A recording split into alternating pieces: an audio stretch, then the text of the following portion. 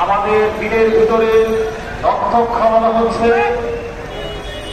নবীর মহাব্বতে আমাদের দিলটা পরিপূর্ণ ভরপুর রয়েছে। নবীর এই মহাব্বতের ভিতরে রক্তক্ষরণ হচ্ছে। নবীর মহাব্বত আমাদের দিলের ভিতরে আছে না নাই?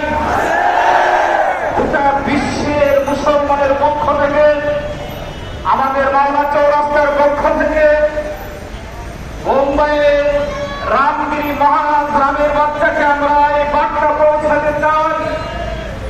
আমরা মুসলমান, নবীকে কলিজাকে ভালোবাসি, কথা ঠিক কিনা?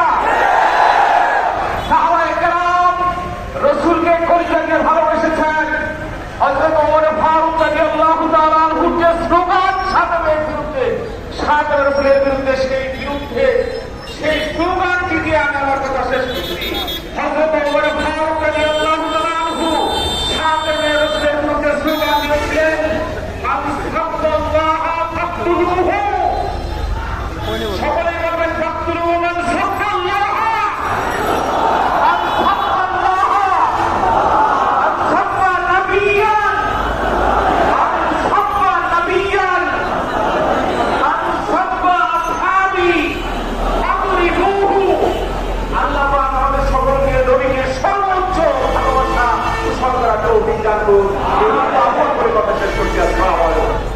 আমাদের মাওলানা মুফতি মাহাদি হাসান এবং হাসিনুজ্জামান সাহেব সহ যারা ভলান্টিয়ারের জন্য আছেন, দৃষ্টি আকর্ষণ করবো এই রাস্তাটা আপনারা ক্লিয়ার রাখেন।